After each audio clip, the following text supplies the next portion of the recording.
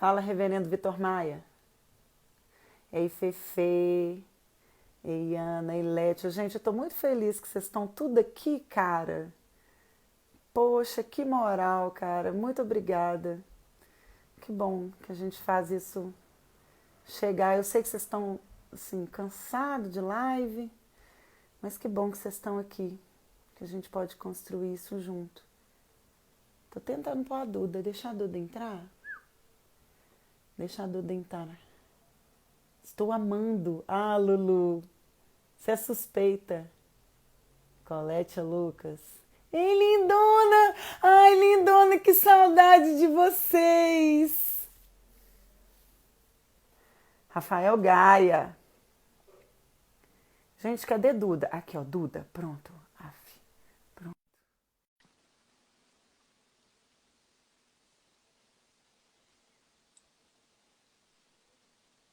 Oi, querida. Voltemos. E o povo, Voltemos. e o povo tá voltando aí, ó. Aqui, Fala comigo. nós aqui, é, eu conversando com você, eu não estou me vendo desde a outra live, porque meu celular está com bug na internet. Igual qualquer Sério? problema, aí você fala, corrige, resolve tal coisa, arruma o cabelo, que eu não estou me vendo, só te vejo, mas as palavras estão indo, sabe? Mas tá de boa, né? Tá linda, Duda. Tá linda. Pois Aqui. eu tô com a minha camisinha básica, ó. Ai, Ah, amiga, é quarentena, Duda. Quarentena, Duda. Pra que eu vou gastar então, meus creme, finalizar um cabelo? Não tô nem cortando lisamente, está aí, ó, lisa. Eu vou pegar a tesoura, eu vou alejar essa franja, cara. Já tô menina, avisando. olha minha sobrancelha, menina. Tá? Para. Eu fiz o buço com gilete. Perdi totalmente a dignidade. Ah, já tô acostumada há anos que eu faço isso, menina. Você não vale. Super acostumada. Aí a Ô, galera Duda. voltou, ó. A galera Voltemos voltou. todos. Aqui, eu posso dar um Estávamos exemplo? em. Pode. Não, que a gente estava falando, só para fechar essa questão da Marcha para Jesus, né? Como eu disse, eu nunca fui, até porque quando teve no ano passado, eu ainda não tinha iniciado minha experiência nas igrejas evangélicas. Mas também não pretendo ir. E para explicar por que eu não pretendo ir, nem como experiência antropológica mesmo, sabe? Na Marcha para Jesus, eu vou dar um exemplo que eu passei ano passado, que eu já estava na minha experiência na Metodista e que me marcou muito. E eu não quero reeditar ou reviver isso em qualquer outro espaço. Eu moro aqui no bairro Caiçara, do lado do Shopping Del Rey. Então, aqui do Sim. Del Rey, rapidinho.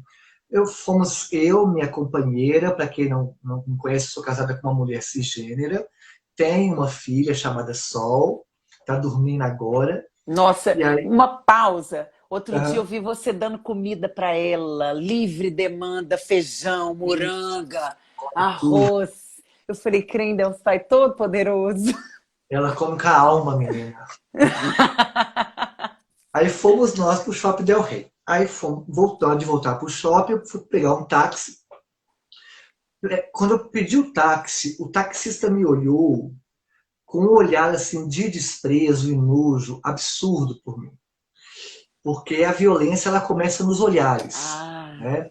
Por isso que as pessoas estão reclamando porque estão em isolamento social e tem que reclamar, a gente entende. Mas nós, pessoas travestis e transexuais, já vivemos isolamento social. Nós já estamos acostumadas com isolamento social.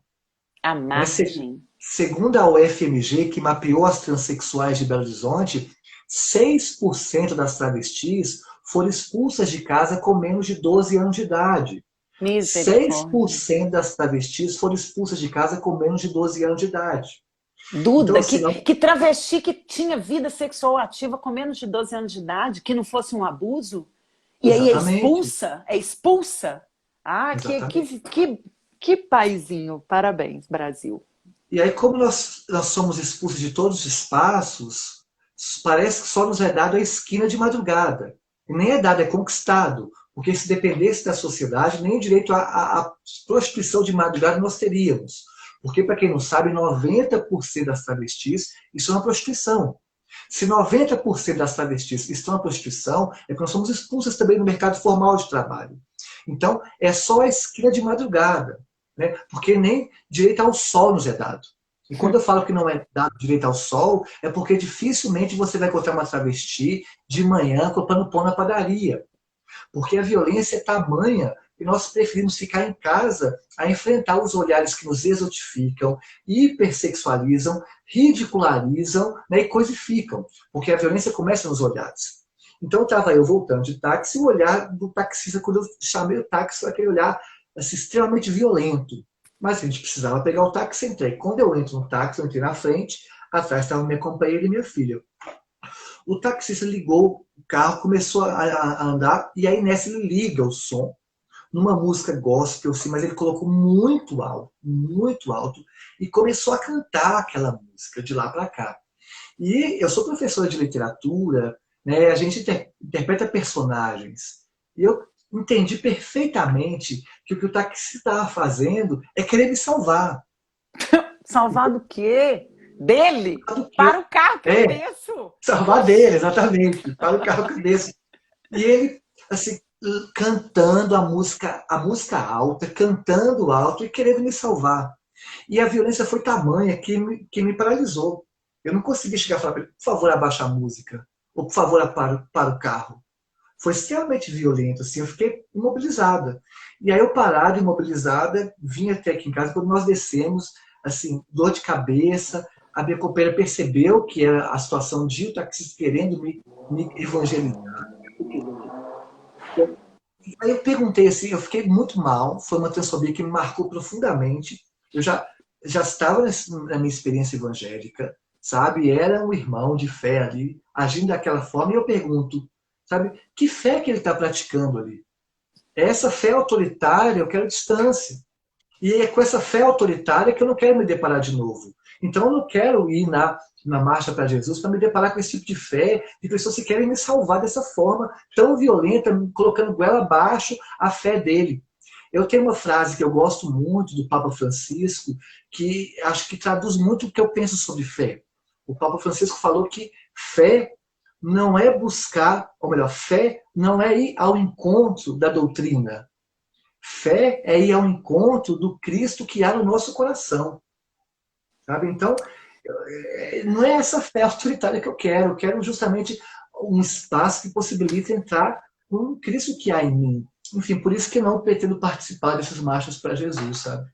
E é tão, assim, contraditório, né? É por isso que eu estou te falando. Todos os segmentos evangélicos, né, e protestantes no Brasil, eles seguem de um princípio que é o compêndio de livros que a gente chama de Bíblia.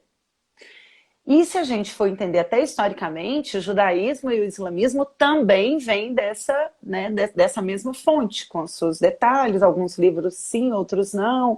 Mas o que a gente vê hoje da Bíblia é um compêndio de livros que até 1375 ainda teve revisão. Então, ou seja, o que a gente lê é um recorte histórico de uma estrutura de poder. Até então a Igreja Católica e Estado eram a mesma coisa num certo momento, mas tem alguns pontos que a gente precisa pegar, e é isso que me intriga. Por exemplo, Eugene Peterson. Eugene Peterson é um teólogo, ele faleceu acho que até 1 ou 2 anos atrás, se eu não me engano, e aí ele tem uma frase que fala mais ou menos assim: as pessoas acham que quanto mais espiritual, menos humano a gente fica, né? A gente a gente morre na carne, né? A gente fica espiritual, então eu não ligo para as coisas da carne. E a Bíblia, o Jesus de Nazaré, ele nos chama justamente para o contrário. Quanto mais espiritual, mais humanos nós somos. Mais importamos com o outro. Mais caminhamos próximo. Mais importamos, mais estendemos a mão. Então, ou seja, não é a lei que é mais importante, o amor é mais importante, a vida é mais importante, a liberdade é mais importante. E isso não cabe no bíblico, isso cabe na praxis, isso é o dia a dia, o que a gente demonstra. E é complicado, Duda, é complicado. Que é aquela frase assim, que eu sei que muito cristão questiona essa frase, eu entendo o questionamento que há sobre ela, que é uma frase que é atribuída a São Francisco de Assis, mas é só atribuída, não há comprovação de que foi ele quem falou essa frase, né? De que nós temos que pregar o evangelho a todo momento, se necessário, com palavras, né? Se necessário, com palavras. Então a gente prega o evangelho com exemplo, com a prática, né? Porque nós sabemos disso, né? Cristo não queria fundar uma igreja, queria fundar um novo homem, né? Uma nova sociedade, um novo mundo, né? Exatamente. E é essa perspectiva assim que eu penso. Então, É, quando eu vejo essas teses, é e aí terrível. a gente tem um presidente cristão. Oi, querida, boa noite, tudo bom? Agora vamos entrar naquilo que a gente queria falar desde o início. Como que você entende essa fé que ressignifica pessoas, que humaniza corpos, que luta por igualdade ou por desigualdade, né, para anulação dessa desigualdade, porque o Brasil é uma estrutura muito desigual historicamente. E como é que a gente não encara isso como política? Eu não estou falando de politicagem, Uhum. não é politicagem, mas igual você, né? Nós, mulheres, o nosso próprio corpo é político. Ele é político. No exercício da cidadania, ele é político. Ele é menosprezado muitas vezes, ele é objetificado muitas vezes, ele é marginalizado muitas vezes. E aí, quando a gente coloca isso numa instituição, dentro de um recorte religioso, a gente tem que se fazer política a partir disso. E aí, eu estava até relembrando, hoje uma pessoa curtiu alguns posts meus anteriores e eu fiz uma postagem de uma fala do Itamaraty, né, onde um representante do Itamaraty declarou num congresso internacional que o Brasil era cristão. Cara, isso é muito complicado, porque o Brasil é laico, o Brasil não é cristão.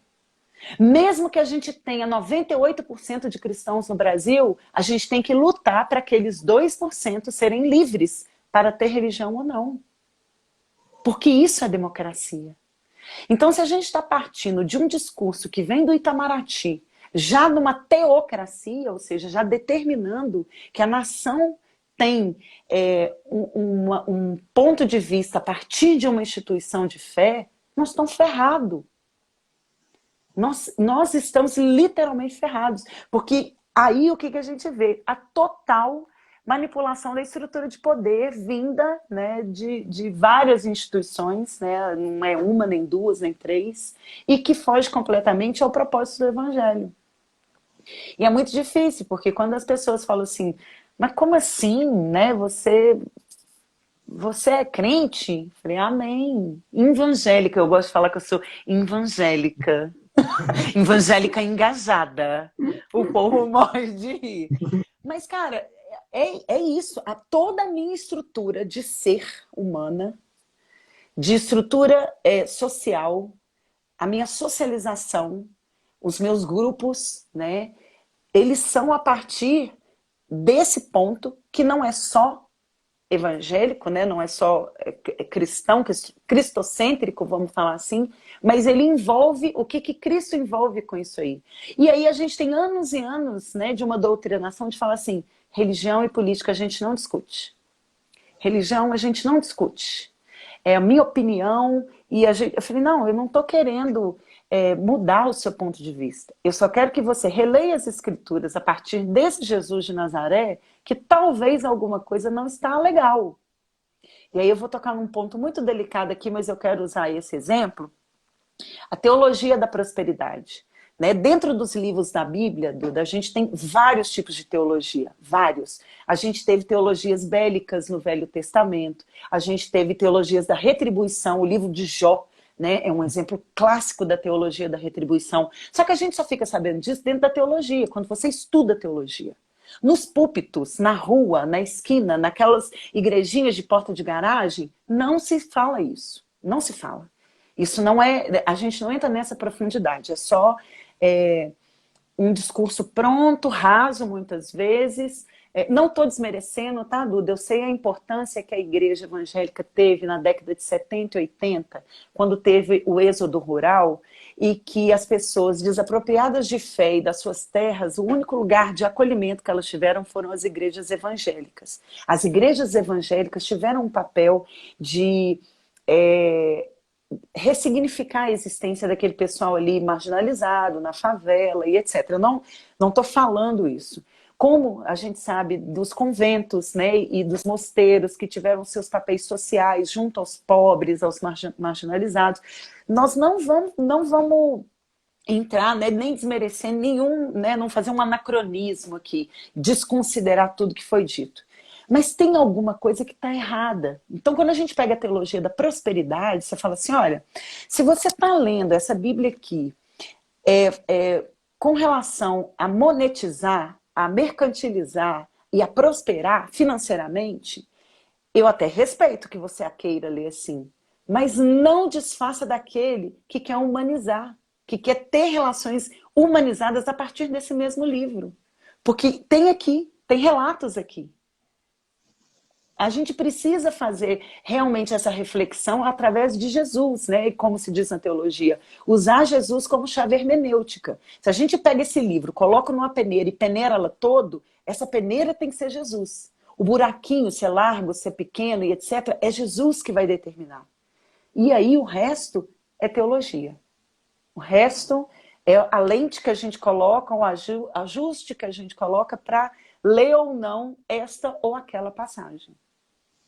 Aí nós estamos ferrados. Eu concordo muito, muito. Brilhante sua exposição. E como você falou, essa questão religião e política não se debatem, lógico que tem que debater. Até porque estudar o cristianismo é estudar a história política de um líder político, né? Essa é uma coisa mais básica, né? Cristo foi preso, torturado e assassinado por ser subversivo à sua época. Né? Então, assim, não tem como. Lógico que a gente fala do Cristo histórico, né? Mas a outra dimensão, mas o básico ali é o Cristo histórico, o Cristo político. Né? Que esse debate tem que ser feito. Agora, o que me assusta é entender que tem essa projeção de que 70% dos evangélicos votaram Jair Bolsonaro. É uma projeção, né? Não foi comprovado isso, mas os institutos de pesquisa apontam para isso, que 7 em cada 10 evangélicos votaram no Jair Bolsonaro. A minha leitura é a leitura de que nós vivemos a maior crise do capitalismo, isso antes da pandemia. Vamos pegar o contexto que o Bolsonaro foi eleito. Nós já vivemos a maior crise do capitalismo desde 1929. Então, antes da pandemia, já vivíamos a maior crise da história do capitalismo. Agora, escancarou essa crise com a pandemia. E quando o capitalismo entra em crise, há um achatamento da humanidade.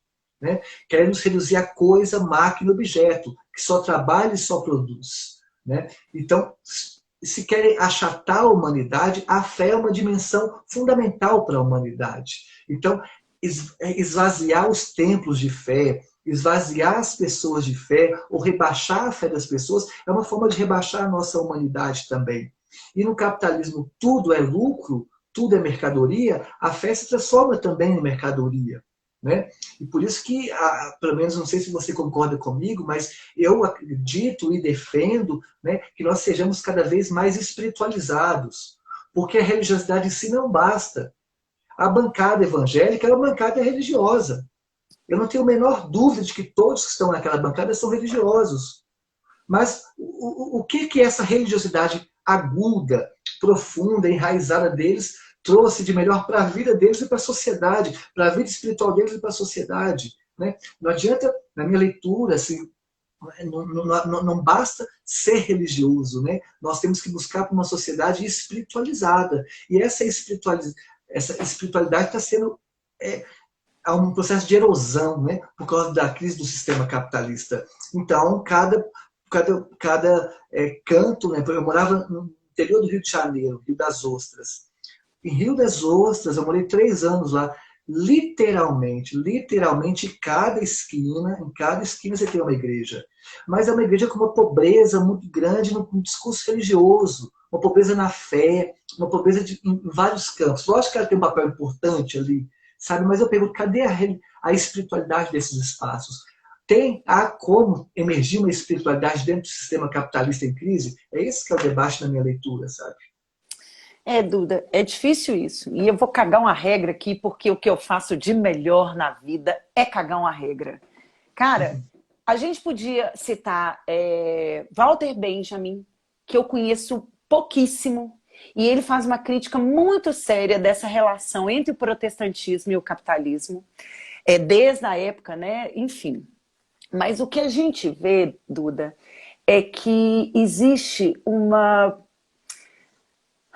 necessidade de consumo de fé e que culmina numa alienação. O consumo, você pode colocar o produto que você quiser, tá? O consumo da fé, o consumo do futebol, o consumo de pornografia, o consumo de corpos, o consumo de relacionamentos, o consumo que você quiser, inclusive de fé, né? Não é uma crítica, mas é uma estatística, né? Uma realidade. As igrejas do teto preto, como a gente costuma mal dizer. Igrejas que parecem boates, que você fica ali, que são louvores eternos, e eles chamam de ministração, e você fica. Então, ou seja, eu fico angustiada aqui a semana inteira, mas sábado tem culto. Aquele culto dura de 6 da tarde até 10 horas da noite. E você louva, e você tem todos os movimentos, né? Walter Benjamin, a minha socióloga aqui nos ajudando. O gospel, né, se a gente for colocar assim, o gospel vindo norte-americano na década de 70, ele tem uma tríade muito forte que é medo, culpa e ganância. Essa tríade compõe a maioria das mecas evangélicas hoje. Então, quando você doutrina através do medo, através da culpa e através da ganância, cara, você tem a pessoa ali, ó. E não adianta. Você tem ela ali, ó. É a estrutura alienante perfeita para você colocar aonde você quiser. E aí, Duda, uma crítica que eu faço, porque eu já coloquei isso, inclusive, para presidentes de partidos de esquerda aqui, nas diversos diálogos que a gente tem no Terça Esquerda, por que a gente não dialoga com essa galera? Por que a gente não consegue? Por quê? Por que a gente... Real, qual é o diálogo que me impede, né? Vamos fazer... Eu fiz essa pergunta. Se a galera com 16 anos, quando fez 16 anos, já tinha o PT no governo, o PT sempre foi situação para eles. Então eles não entendem o que é o histórico do PT, qual foi a luta do PT, como que se, né, formou o PT. Estou falando por causa dos 2 governos que a gente teve antes do golpe. Como é que você quer causar uma contradição? Causar um tipo de estrutura que dialogue ou que faça um pensamento crítico numa pessoa que com 25 anos está completamente alienada. Completamente. Em todas as estruturas. Porque se você for ver, esses jovens, eles estão em alguma igreja evangélica. Aquilo ali acolhe eles, aquilo ali é um convívio. E essa estrutura gospel, ela dá todo tipo de entretenimento. Eles consomem só o que é deles, eles frequentam só o que é deles, eles é tudo deles, entre eles. Aí você fala assim, cara, mas você não quer ajudar com uma cesta básica? Ah, é missão? A gente pode citar até missão também. Como que as missões, né, sustentaram financeiramente os exércitos americanos, né, na época do Golfo, na época do Iraque. A gente tem um peso grande das igrejas evangélicas norte-americanas, né, nessas guerras. E aí? E não se muda, Duda. A gente vai ter reeleição. Se o Bolsonaro candidatar, cara, a gente tem sério risco de ter ele de novo. E não adianta. Todo mundo sabia, estava dado ali, ó, quem ele era, o que ele fez como vida política nos últimos 28, quase 30 anos, né? O que ele votou a favor, o que ele votou contra. Cara, tá bom. Oi, tudo bem? A Duda vai concorrer. Aí a pessoa lá de Rondônia nunca ouviu falar de Duda, né? Aí ela vai julgar lá, Duda Salaber. Aí ela vai vir, Wikipedia. Quem é a Duda? O que ela fez? qual que é o movimento social, o que ela defende, qual que é a caminhada política dela. Cara, tá ali. Quando a gente fez isso com o candidato na época, o senhor Jair Bolsonaro, o que ele fez? Quem era ele? Quem que ele defendia? Qual que era a chapa que compunha? Né? Quem que estava apoiando? Aí você fala, cara, esse negócio não tá bom. Esse negócio não tá bom. E tá aí, entregando o que prometeu desde o início. Agora tem uma coisa, Duda, com relação às igrejas evangélicas ou às igrejas cristãs, né? Vamos colocar, ampliar isso aí. Teve uma pessoa que comentou aqui assim, tem muito espírita apoiando o Bolsonaro também. Como a minha família é espírita, eu coloquei no grupo da família assim, espírita kardecista que votou no Bolsonaro perdeu a encarnação. Não tem jeito. Perdeu, querido. Só na próxima encadernação agora que você vai ter a oportunidade de pagar esse karma de apertar 17. Nossa, Ótimo. minhas primas brigaram comigo. Você não pode falar isso. Eu falei, posso? Uma pessoa que é a favor da morte do mais fraco, da morte do oprimido, da opressão, e não se iluda. Quem fica calado diante dessa situação, isso é bíblico. Omissão é pecado. Real. Real. Então, assim, a gente precisa repensar isso. E aí, o que me consola, Duda, que foi o exemplo que eu usei em 2015. Jesus sempre foi subversivo e ele sempre caminhou à margem. Ele sentou com Nicodemos, que era um mestre da lei. Ele tinha as prostitutas, as pequenas, as viúvas, as mulheres, os homens, né, que o acompanhavam, mas ele tinha publicanos também, que eram os judeus que cobravam impostos dos judeus, ou seja, que ajudavam a oprimir. Ele não fez essa acepção porque ele estava interessado na mudança que isso ia ter aqui, ó. Então, ou seja, a praxis vai falar melhor.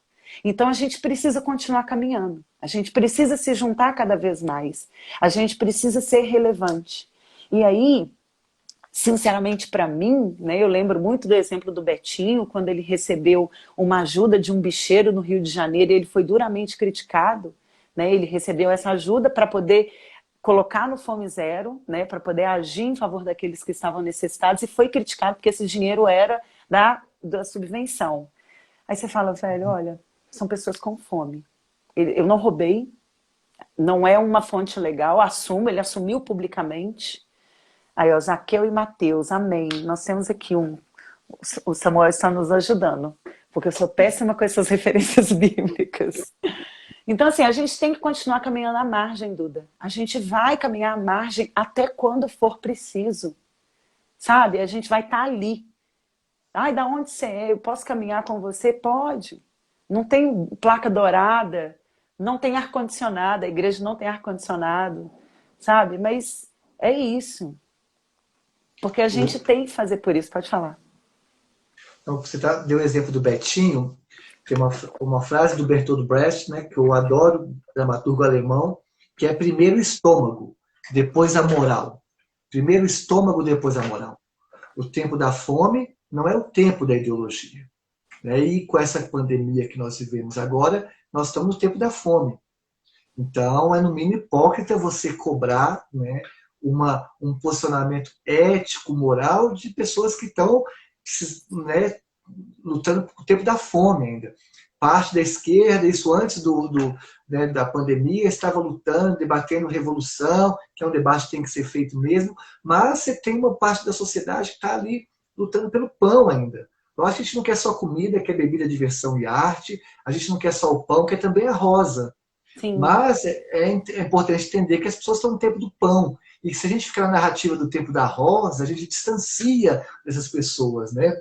E uma coisa que eu acho que, pegando o link do Jair Bolsonaro que você citou, para a gente ir para os fechamentos, eu fiz uma mesa uma vez com uma professora de História da Arte e ela comentou na mesa, e eu concordei muito, nem que se me mate eu vou lembrar o nome do teórico que ela citou, mas é um livro sobre arte e política. E o teórico ele defende a tese de que arte e política são a mesma coisa. Arte e política estão no mesmo campo. Porque a arte e política não passa pelo racional, passa pelo emocional, pelo sensorial. Então não adianta nada eu chegar para você e dizer assim, ó, aquela privada, aquele vaso sanitário do Marcel Duchamp, do dadaísmo, é arte. E é uma das artes mais geniais do planeta. Aquilo, se não te tocar, você vai continuar entendendo, tá, beleza, mas não te toca, não te emociona. né? E eu posso tentar explicar toda a genialidade que é naquela obra. Se não te toca, não vai fazer sentido algum na sua vida. Porque a arte, ela é sensorial.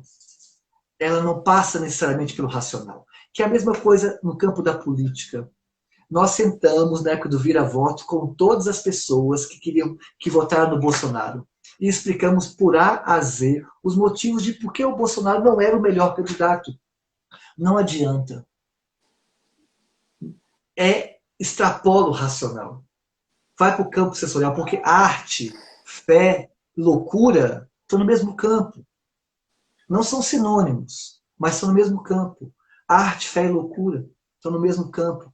Né? O problema é quando se há uma estrutura política, como você bem falou, que a partir de uma alienação, aqui nós fazemos parte também, se apropria desse campo, né? Mas a crítica que eu faço é como que nós vamos fazer para tocar o coração das pessoas? Essa que é a questão, tocar no campo político mesmo. O Bolsonaro tocou pelo ódio, pela É, raiva. Mas como nós podemos tocar as pessoas? Isso enquanto agentes políticos mesmo, seja no campo da fé, né, seja no campo da política partidária. Porque nós queremos aglomerar pessoas para um mundo melhor. E para aglomerar pessoas para um mundo melhor, nós temos que tocar essas pessoas. E como tocá-las? boa pergunta, Duda. É uma coisa que eu quase que me faço assim. Na, no domingo do primeiro turno, em 2018, quando eu vi que o Haddad e o Bolsonaro tinham ido para o segundo turno, eu chorei muito. Eu realmente passei de domingo para segundo chorando. Ali tinha acabado a minha esperança no Brasil. Ali, para mim, o brasileiro tinha se revelado. O que eles estão chamando hoje de brasileiro médio, né? Ali escancarou o misógino, o racista, o classicista, o neofascista, todos esses istas, ali para mim estava dado o cenário. Exatamente. E eu não gosto de levar o campo só para o racional, porque parece que porque as pessoas votaram por emoção no Jair Bolsonaro. A gente não vai estratificar aqui, porque eu não tenho nem competência técnica para estratificar, né, assim, o antipetismo, o centrão, o ruralista, o militar, o evangélico, né? E aí, pegando o nosso recorte do evangélico, o que o evangélico queria com o Jair Bolsonaro? Ele é pela família. Ele vai defender a família. Ele vai defender os nossos valores. Ele vai fazer o Brasil ser cristão. Aí você fala, cara, mas o cara nem é cristão. O cara não entende nada do que é cristianismo. Mas ele falou com aquele cara. Então eu não queria levar esse campo assim. Porque para mim, a minha fé, por exemplo, eu não me converti. Isso é uma passagem do livro de Romanos? Acho que é Romanos. Cadê o Samuel? Fala aí se é Romanos, Samuel. Eu acho que o Paulo diz em Romanos o seguinte: por acaso conheceis primeiro o Espírito ou a lei? Quando a gente tem esse encontro, né, genuíno dessa espiritualidade, a gente não lê a Bíblia e fala, agora eu converti. Não, cara. Tem gente que está dentro da igreja, cresceu, tem pais pastores, mas só foram ter as suas experiências de fé no momento futuro. Eu não sei a passagem, Samuel, estou te perguntando. Mas deixa para lá. Aí, o que acontece? Existe uma filósofa brasileira, minha crush ever, Sueli Ronick, que é irmã de Raquel Ronick, que fala dos espaços urbanos. A Sueli Ronick tem uma teoria num livro dela chamado Cartografia da Cafetinagem, que fala do corpo vibrátil. O corpo vibrátil é tudo aquilo que te perpassa, que não pode ser compreendido pela audição, pelo paladar, pela visão, pelo tato, nem pelo olfato. Ou seja, você não consegue racionalmente explicar por que aquilo ali te afetou. E a gente tem esse encontro com o Espírito Santo, ou com a sua manifestação de fé, cada um que professa a sua fé, você não tem como explicar muito por quê. Existe um encontro genuíno com a sua fé ali. Só que isso não exclui a racionalidade. E não é nem só por valores, né? Porque quando você vê o cara da teologia da prosperidade, nós tivemos uma aprovação de 76% do Zema aqui em Minas Gerais. O que te explica isso? Tem muito evangélico que vota no Zema. Aí você fala, cara, mas o Zema é um administrador, um empresário, ele vai gerir a máquina pública, que é uma máquina que não foi feita para gerar lucro, mas para promover vida de forma eficiente? Talvez. A que preço? Para quem? É as perguntas que eu faço. Até alguém perguntou aqui assim, você acha que os evangélicos progressistas têm que ocupar espaços de poder, espaços, né, dentro da política, que é uma narrativa de disputa de espaço de poder? Eu fico me perguntando, cara, é uma das formas da gente poder reinventar a roda, esse sistema? Tô dentro. Eu não vou ficar daqui de fora jogando coquetel molotov, etc., porque eu não tenho força para isso. Mas se eu tenho como ter uma representatividade política dentro desses espaços, conta com a gente. Por que não? Olha o papel que você fez, Duda, nas suas eleições. As pessoas que você representou, a voz que você deu. Isso é muito importante. Aí você fala, cara, tá, mas as pessoas que votam no Jair Bolsonaro pensam igual. Então, Duda, como é que a gente vai fazer para poder reverter, convencer, elucidar, repensar, ensinando política? Ensinando política. A política da cidadania, a política do ir e vir. Eu adoro quando os bolsominions falam, isso é um absurdo, eu estou aqui de verde e amarelo manifestando pacificamente, a polícia parou o meu carro, eu não posso ir e vir. Eu falei, olha, querido, entendeu o que é ir e vir? Sim. Agora pergunta isso para a travesti no dia do jogo do Atlético e Cruzeiro, se ela pode ir e vir. Se ela pode sair da Pedro II. Ela não pode, porque ela é atacada, ela é agredida. E aí? Ela é menos cidadã que você? Não dá, não dá, Duda. A gente tem que ampliar, a gente tem que ser voz, a gente tem que dialogar nesses espaços para a gente quebrar essa pseudo-ignorância. Eu vou falar da ignorância não no sentido pejorativo, mas no sentido de ignorar. Ah, eu nunca pensei, eu nunca dialoguei, eu nunca tinha ouvido por essa forma, por essa perspectiva. Né? Nossa, verdade. Eu falei, ah, que bom que você refletiu. Né? Essa reflexão causou algum desconforto em você. Porque é a partir daí que a gente vai poder construir pontes. Dialogando, exercendo, caminhando. Né? Porque, ideologicamente, todos nós somos influenciados de alguma forma. Mas isso é um discurso que, para mim, ele é vazio, né? Então, ele precisa ressignificar. A gente precisa ressignificar as vidas. Exatamente. Aí, a gente, como eu disse, se a gente não quer só comida, quer bebida, diversão e arte, se a gente não luta só pelo pão, luta também pela rosa, a gente sabe o papel, a relevância que a fé, a arte, a cultura tem justamente para as pessoas se tornarem melhores e para a sociedade se tornar melhor, no sentido mais clichê da palavra melhor mesmo. Justamente para nos tornarmos mais humanos, né? Porque o que nos diferencia da máquina é justamente o imensurável. É justamente aquilo que é simbólico, é o que eu falo sempre, falei no texto à esquerda. A maior resistência que nós podemos fazer nesse contexto de crise é disputar o simbólico, porque é o simbólico que nos humaniza. É no simbólico que é tudo que não é concreto, tudo que não é Sim. material. É no simbólico que mora a fé. Quanto mais fé nós tivermos, mais humano nós somos. É no simbólico que moram os sonhos, né? Nós somos o tamanho de nossos sonhos. É no simbólico que moram as utopias, que moram as paixões. Né? Então, eu continuo. A maior resistência que eu faço hoje é justamente ter essa utopia de que é possível a transformação, é possível a mudança.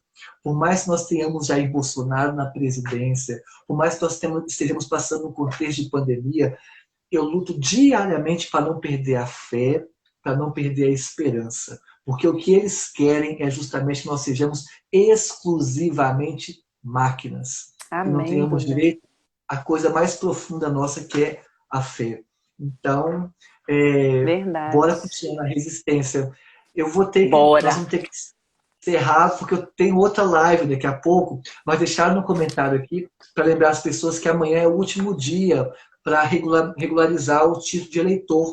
E é possível fazer tudo Eita! online. Ah, tá. Você consegue online. Você põe no Google aí, regularizar título de eleitor, é de boa. Exatamente. E olha que legal, todo mundo fala assim, é um absurdo, eu sou obrigada a votar, detesto ninguém. Eu falei, velho, você quer mudar alguma coisa? Escuta a proposta, escuta as pessoas. É a hora de você exercer qualquer coisa política que faça alguma diferença, é assim. Então não ignore esse momento do voto, da eleição. Cara, pensa, enfim. Ai, Duda, adorei. Adorei, adorei, adorei. Não, menina, Acho que obrigada pela aula, viu? eu vou voltar a te ligar no privado pra gente bater mais papo. Vai, menina, vamos. Essas noites de insônia é ótimo, viu? Você tem menino pequeno, né? Hoje ela tá com o dentinho nascendo, tá assim, Oh, foi dormir agora um pouco, tadinha, mas tá bem, sabe? E ai, que outra coisa bom. também você falou a pessoa sou obrigada a votar e tudo mais. A mudança só ocorre pela política mesmo. E Sim, tem uma questão que eu acho importante. Nós lutamos pelo Estado laico. Defender as igrejas, defender a religiosidade, defender a espiritualidade é defender o Estado laico. Porque a história mostra, todas as vezes que o Estado não foi laico, isso foi ruim para as próprias igrejas. exatamente. Então, se nós queremos um mundo melhor, não só para quem não é religioso, mas também para os religiosos e para as igrejas, nós vamos continuar lutando pelo Estado laico. Perguntar, Duda, você agora que é evangélica, você pretende levar isso enquanto política pública? A minha visão política eu construo em outro espaço, no espaço partidário, no movimento social. A minha visão religiosa é para construir a pessoa que eu sou. E acredito que a religião ou a religiosidade ou a espiritualidade acaba trazendo uma lupa para eu olhar aspectos que eu ignorava antes, que são importantes para minha formação humana, intelectual e espiritual. Né? E obrigada, É. Bebel, pela conversa, Obrigada viu? a você, querida, queridaça, gente. Ai, a Duda, olha aí, que maravilha. Sei Ó, que é linda. vou te assistir agora na outra live, viu? Ai, minha, vai Gente, descansar. vou não, para. Um beijo, gente. Beijo, obrigada, gente.